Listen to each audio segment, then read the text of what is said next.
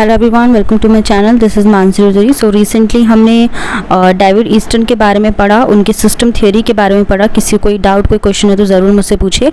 सो आज की वीडियो में हम बात करने वाले हैं कंट्रीब्यूशन ऑफ चेस्टर बर्नार्ड। इनके बारे में आज हम पढ़ेंगे, इनका क्या योगदान रहा है, ठीक है, पब्लिक एडमिनिस्ट्रेशन में।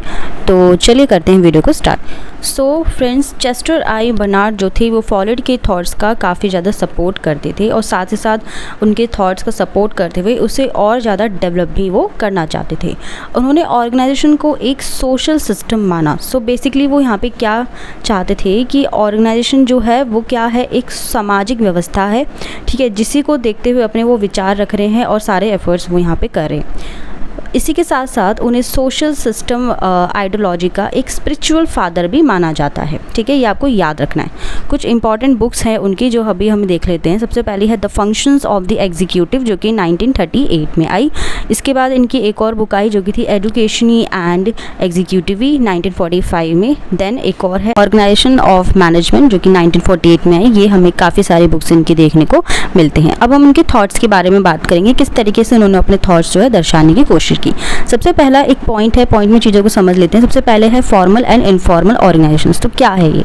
देखो, चेस्टर बर्नार्ड ने बेसिकली ऑर्गेनाइजेशन को एक बहुत ही ज़्यादा कहते हैं ना कि जिंदा, या कहते हैं कि अलाइव, एक अलाइव सिस्टम के रूप में उन्होंने लिया। उनके अकॉर्डिंग किसी भी ऑब्जेक्टिव को अगर पाना है तो उसके लिए सबसे पहले किसी भी इंडिविजुअल की ज़रूरत को ज़रूर देखना होता है, क्योंकि वो अकेले ही इस ऑब्जेक्टिव को पा नहीं सकता, ठीक है।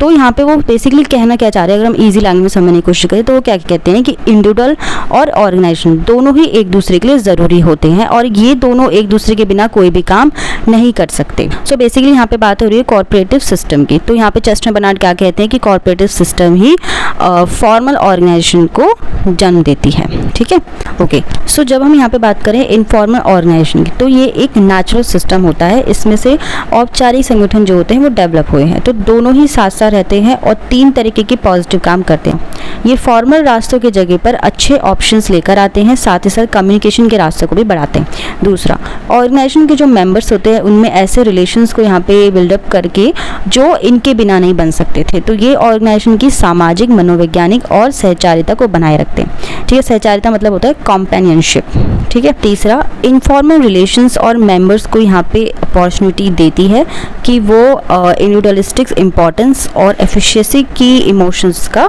डेवलपमेंट कर पाए, ठीक है। नेक्स्ट यहाँ पे बात होती है कि कंट्रीब्यूशन, सैटिस्फैक्शन, इक्विलिब्रियम, ये क्या है? अब यहाँ पे क्वेश्चन उठता है कि कोई भी इंडिविजुअल किसी भी स्पेसिफिक ऑर्गेनाइजेशन के काम में अपना सहयोग क्यों देगी या क्यों योगदान वो करेंगे? इसके जवाब में चेस्टर बर्नार्ड क्या कहते हैं कि इस वजह से करेंगे, तीन तरीके से करेंगे। सबसे पहले तो होता है योगदान, ठीक है, यानी contribution. Second, satisfaction. Third, equilibrium. Equilibrium का मतलब होता है संतुलन, सेटिस्फैक्शन मतलब होता है संतुष्टि, ठीक है। तो इन्हीं तीनों के बेस पर सिद्धांत जो है आधारित है।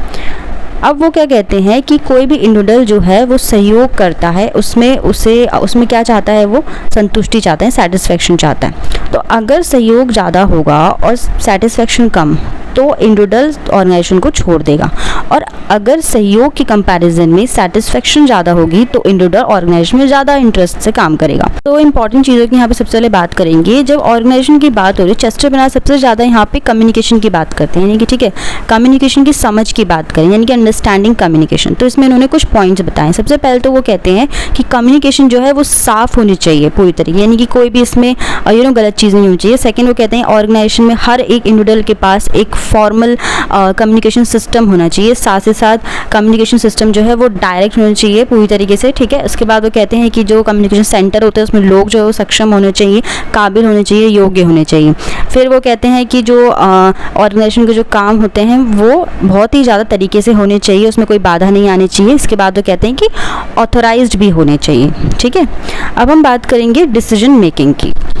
चेस्टर बर्नार्ड जब डिसीजन मेकिंग की बात करते हैं, ये यहाँ पे सबसे इंपॉर्टेंट माना जाता है। सबसे पहले तो वो कहते हैं कि जो एरिया है इसका ये बहुत इंपॉर्टेंट माना जाता है। इसमें वो क्या कहते हैं कि जो डिसीजन होते हैं वो दो तरीके के होते हैं, ठीक है। किस तरीके? सबसे पहला होता है इंडिविजुअल से जुड़ा हुआ, दूसरा होता है ऑर्गेनाइजेशन से जुड़ा हुआ। इंडिविजुअलिस्टिक जिस चीज़ें जो होती है, जो इंडिविजुअल से जुड़ी हुई होती है, उसमें वो क्या कहते हैं कि ये खुद के लिए होते हैं, ठीक है, इसे डेलीगेटेड नहीं किया जा सकता। लेकिन जो सेकेंड वो बात करें ऑर्गेनाइजेशन की बात करते हैं यहाँ पे, तो कहते हैं कि फॉर्मल होते हैं। यहाँ पे डिसीजन ले जाते हैं फॉर्मल होते हैं, इसमें इसे डेलीगेटेड जरूर किया जा सकता है, यानी कि प्रत्यायोजित, ठीक है। डिसीजन के सब्जेक्ट में वो क्या कहते हैं, बेसिकली वो कहते हैं कि ये अफसरों का सिद्धांत होता है, ये अफसरों के सिद्धांत पर ही बेस्ड होता है, ठीक है। तो वो कहते हैं कि जो भी मैनेजमेंट से जुड़े हुए डिसीजंस होते हैं यहाँ पे अफसरवाद भी देखा जाना चाहिए, यही सबसे ज़्यादा ज़रूरी होता है। तो डिसीजंस जो होते हैं, जो निर्णय होता है वो अफसरों पर यहाँ पे निर्भर करता है, जबकि वहाँ पे वो क्या बातें बोल रहे हैं कि जो बाकी चीज़ें होती हैं, लाइक कोई सोशल चीज़ें होती हैं या मोरालिटी से जुड़ी हुई है, किसी भी चीज़ों से इन सभी चीज़ यहाँ पे इन्वॉल्व की जाती हैं। सो जो मैनेजमेंट से जुड़े हुए निर्णय होते हैं, डिसीजन होते हैं, वो अफसरवाद पर ही बेस्ड होने चाहिए, ऐसा किसका मानना है, चेस्टर बर्नार्ड का। सो फ्रेंड्स, ये थे चेस्टर बर्नार्ड के थॉट्स। तो यूजीसी नेट के सिलेबस में यहाँ पे डिसीजन मेकिंग के बारे में पूछा गया है, जो कि मैंने यहाँ पे कवर कर दिया है। अब आपको सारी चीज़ें क्लियर हो गई हों। अगर आपका कोई डाउट, कोई क्वेश्चन, कोई सजेशन आपका रहता है तो मुझसे ज़रूर शेयर करें। इसके साथ वीडियो अच्छा लगा हो तो प्लीज़ ज़रूर लाइक करें, शेयर करें और मेरा चैनल सब्सक्राइब करना बिल्कुल ना भूलें। मिलते हैं अपने नेक्स्ट वीडियो में। Till then bye bye, take care.